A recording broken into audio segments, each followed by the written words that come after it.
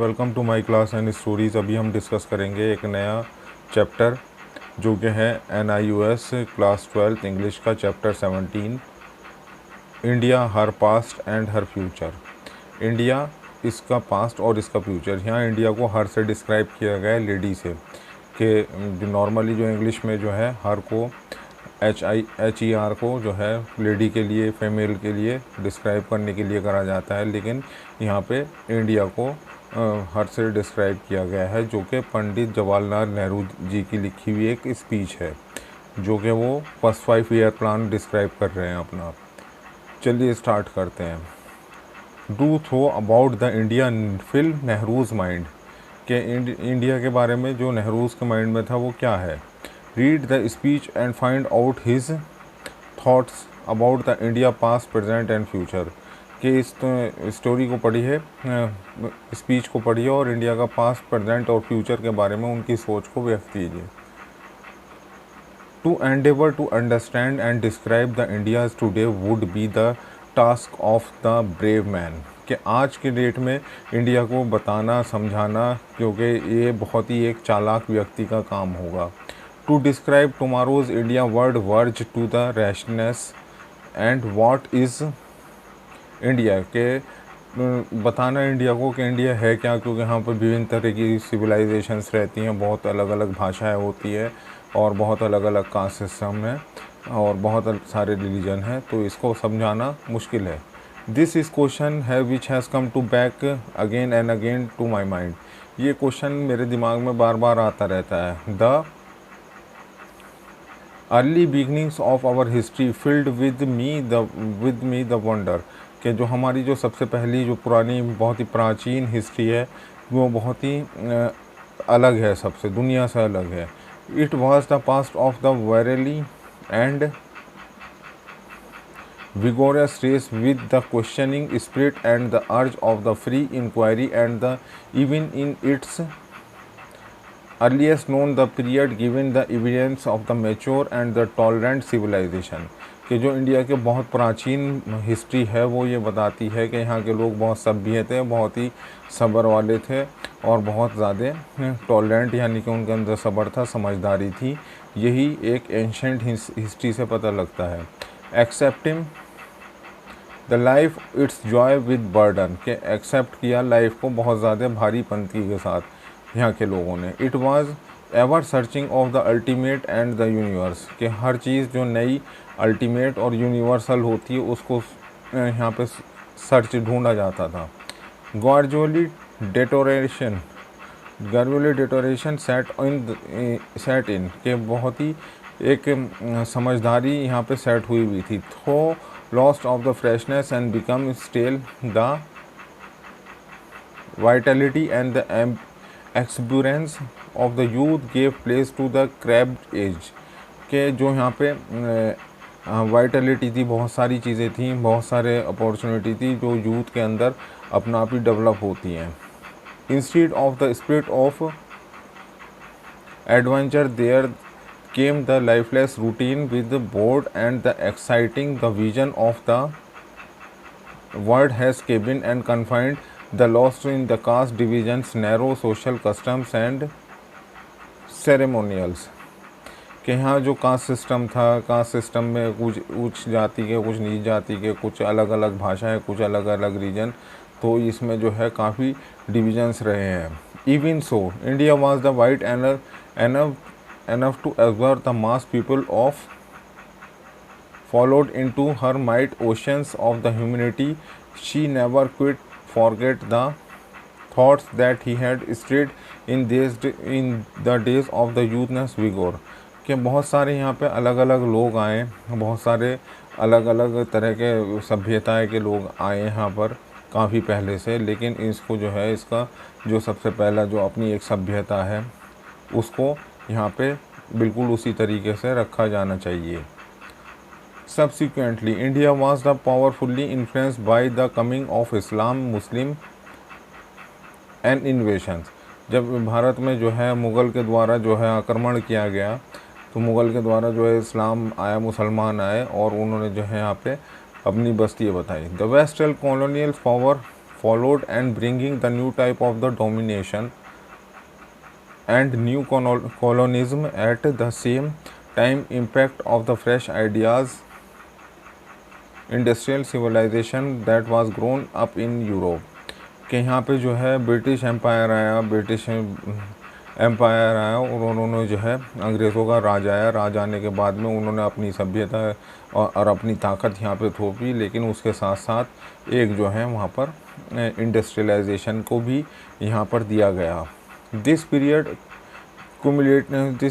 Is culminated after long struggle. ये जो है पीरियड काफ़ी देर तक चलता रहा, स्ट्रगल रहा इसमें।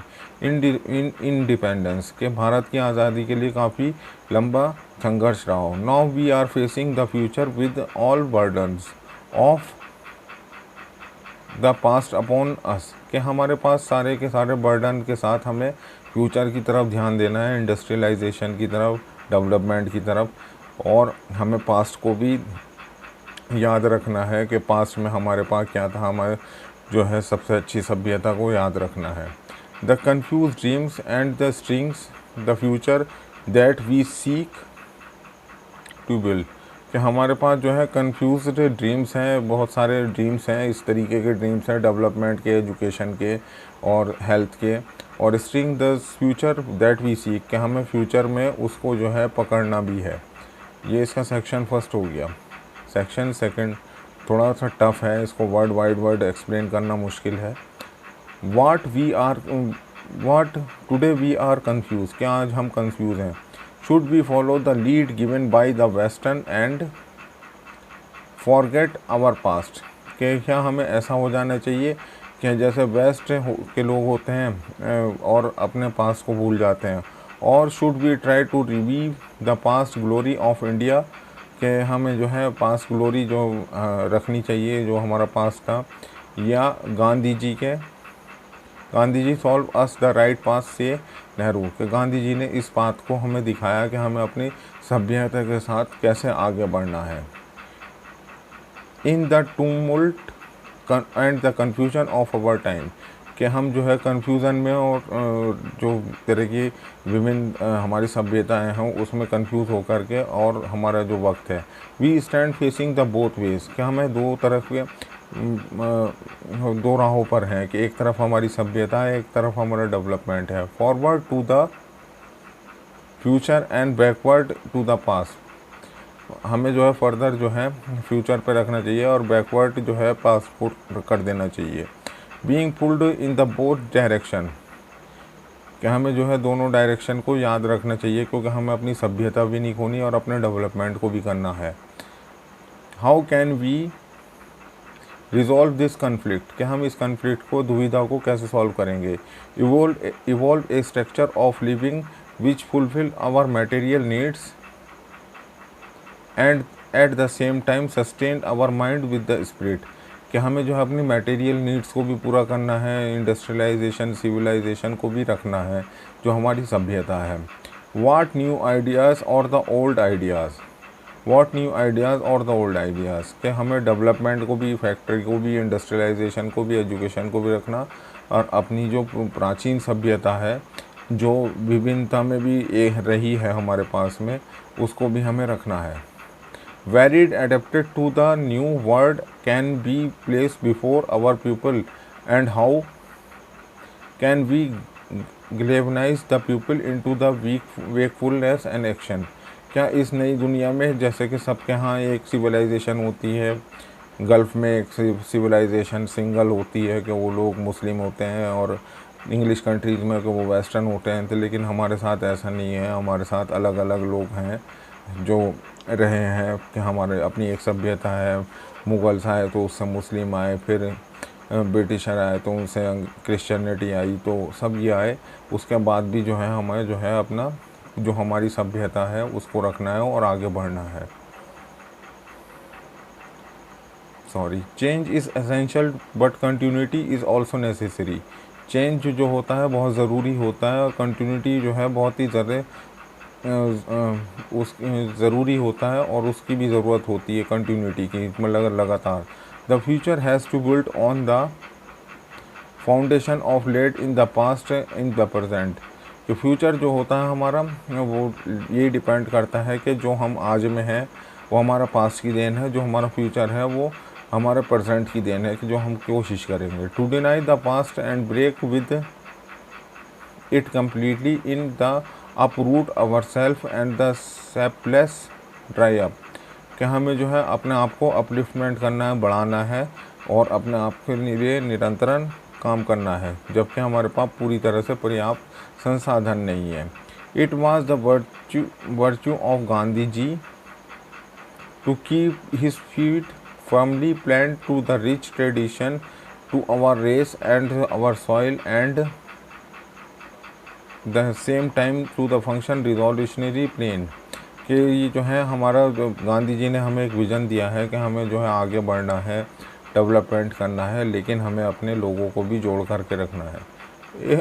Above all the late state truth and the peaceful means. कि हमारा जो मकसद है वो सच को रखना है और पीसफुल मीन्स से, बहुत ही शांतिपूर्ण तरीके से।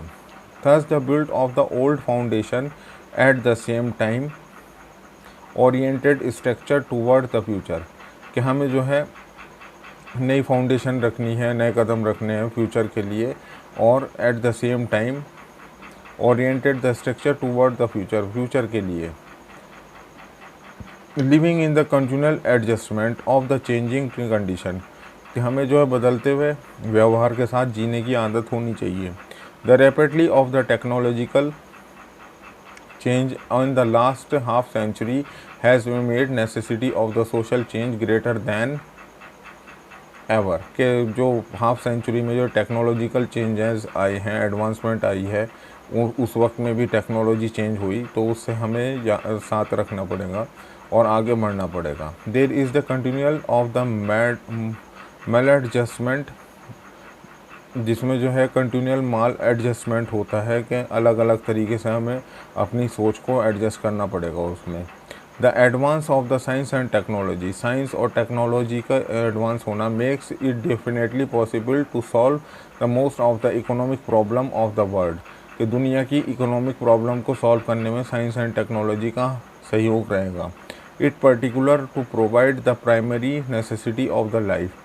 के पर्टिकुलर प्रोवाइड करते हैं प्राइमरी नेसेसिटी ज़िंदगी के लिए, to everyone all over the world, पूरी दुनिया में सब लोगों के लिए। The method adopted will have to depend upon the background and the culture development of the country और कम्युनिटी।